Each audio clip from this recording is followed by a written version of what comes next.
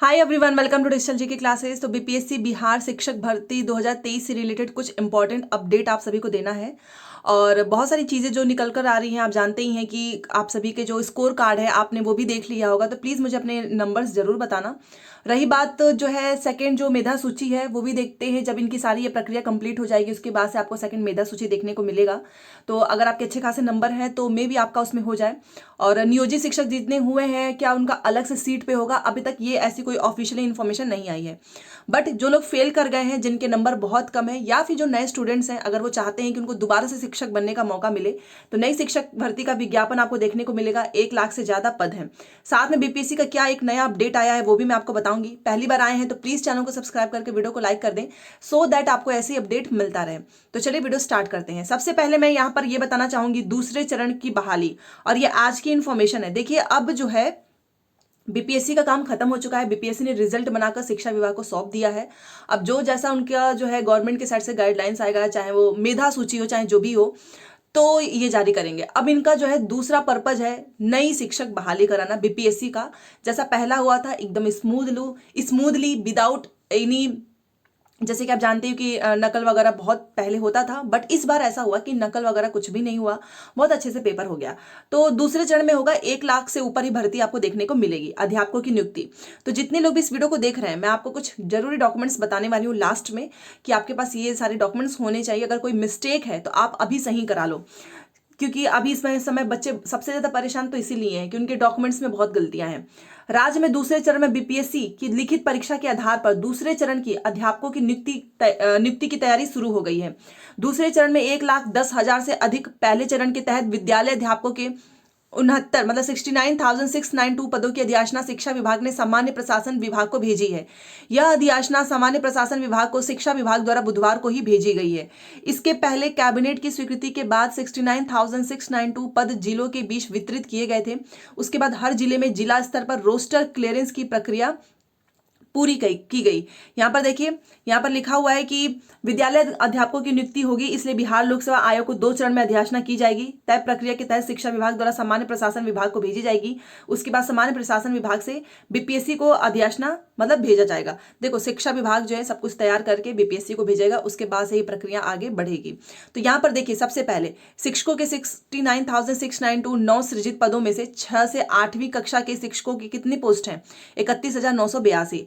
9 से 10 का कितना है? 18,880। 11 से 12 का कितना है? 18,830। इतने पद हैं। और 11 से 12वीं के शिक्षक का मूल वेतन जो है वो 32,000 रुपए, और 9वीं से 10वीं के शिक्षक का मूल वेतन 31,000, और 6ठी से 8वीं का आई थिंक 28,000 या फिर शायद 28,000 के आसपास है मूल वेतन। और सैलरी काफ़ी अच्छी मिलेगी, क्योंकि आपने देखा होगा इन्होंने सैलरी से रिलेटेड जो पूरा दिया था। जैसे कि मान लीजिए अगर आप 6 to 8 में बनते हैं तो आपको 45 या 50 इतने के अराउंड मिलेगा, क्योंकि 45 तो प्राइमरी वाले टीचर को मिलेगा, और 50 जो है आपका 6 to 8 का। तो अब इसमें 4-5 हजार जोड़ लेंगे तो आपको ऊपर का भी पता चल जाएगा। अब बात कर लेते हैं पहले चरण की अधियाचना में कितने शामिल किए गए। तो 69,692 पद बीपीएससी से पहली बार होगी। 6 से 8वीं कक्षा के 31,982 अध्यापकों की नियुक्ति।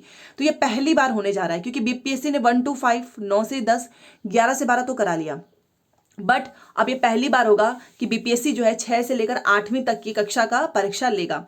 तो ये एक उनके लिए काफ़ी अच्छा मौका है, जो कि पहली बार में जो है अपीयर हुए बट उनका नहीं हो पाया। साथ में बीएड वालों के लिए भी काफ़ी अच्छा मौका है कि उनको 6 से 8, 9 से 10, 11 से 12 में, और डीएलएड वालों को भी मौका मिलेगा। बात कर लेते हैं कि आपके पास इसके लिए नई वैकेंसीज के लिए डॉक्यूमेंट्स। तो एक बात याद रखो, आप पहले अपने सारे डॉक्यूमेंट्स जो है देख लेना 10th के अकॉर्डिंग। मतलब 10th में जो आपका नाम है, जो आपका डीओबी, आपका फादर नेम है, वही सारे आपके डॉक्यूमेंट्स में होना चाहिए। अगर अभी ऐसी कोई गलती है, आधार कार्ड हो गया, चाहे कोई भी डॉक्यूमेंट, आप सही करा सकते हो। तो अगर आप जा रहे हैं ग्रेजुएशन, क्योंकि 6वीं से 8वीं में आपका ग्रेजुएशन देखा जाएगा, तो इसके लिए आपको ग्रेजुएशन तक के आपके सारे डॉक्यूमेंट्स आपके पास होने चाहिए। ग्रेजुएशन, साथ में आपने डीएलएड किया है प्लस बीएड। और अगर आप किसी जाति के हैं, मान लीजिए आप बिहार के हैं, तो आपके पास बिहार का निवास प्रमाण पत्र, जाति प्रमाण पत्र, किसी भी जैसे कि जो पीएच कैटेगरी है, वो तो आप समझ जाएंगे कि आप किस कैटेगरी से बिलोंग करते हैं। बट बेसिकली सारे डॉक्यूमेंट्स आपके आधार जो है 10th के अकॉर्डिंग होना चाहिए। 10th में जो आपका नाम है वही आपका 12th हो गया, चाहे आपका ग्रेजुएशन हो गया, चाहे आपका बीएड है, चाहे आपका डीएलएड है, चाहे आधार कार्ड, कोई भी डॉक्यूमेंट्स में नेम आपका 10th के अकॉर्डिंग ही मैच कराया जाता है, और आप 10th के ही अकॉर्डिंग फॉर्म में भरेंगे। दूसरी चीज मैं आपको यहाँ पे बताना चाहूंगी, सीटेट। सीटेट जिसका पास है, सीटेट पेपर 2, आपका नाम एकदम सही है, कोई दिक्कत की बात नहीं है। बट अगर आपके नाम गलत हो जाते हैं तो सीटेट में नाम सही कराना थोड़ा सा मुश्किल है। तो आने वाला सीटेट में देखते हैं कि क्या सीटेट अपियरिंग को मौका मिलता है या नहीं, क्योंकि अगर इनका पेपर 1 या 2 दिसंबर को, वैसे सीटेट अपियरिंग वालों को भी ये शामिल करेंगे क्योंकि पिछली बार इन्होंने किया था। अब एक बीपीएससी की तरह जो नया अपडेट आया है वो मैं आपको बताना चाहूंगी। कार्यालय जिला शिक्षा अधिकारी पदाधिकारी नालंदा, आप यहाँ पर देख सकते हो, सभी प्रखंड शिक्षा पदाधिकारी बीपीएससी से चयनित विद्यालय अध्यापक अभ्यर्थियों को विद्यालयों में पद स्थापन के संबंध में, और इन्होंने यहाँ पर बताया है कि उपयुक्त विषयक आप सभी अवगत है कि जिले में बीपीएससी से चयनित विद्यालय अध्यापक अभ्यर्थियों की काउंसलिंग की कार्रवाई जारी है तथा दिनांक 2/11/2023 को वैसे अभ्यर्थियों को तदर्थ नियुक्ति पत्र गांधी मैदान अवस्थित आयोजित स्थल पर प्रदान किया जाना है। यह भी अंकनीय है कि पद स्थापन की प्रक्रिया राज्य स्तर से सॉफ्टवेयर के माध्यम से होना तय है। तो ये एक नई चीज है, सॉफ्टवेयर के माध्यम से होगा। और यहाँ पर सारे निर्देश दिए गए हैं कि अपने प्रखंड अंतर्गत यह चिन्हित कर लें वास्तव में शिक्षक की आवश्यकता किस किस विद्यालय में है।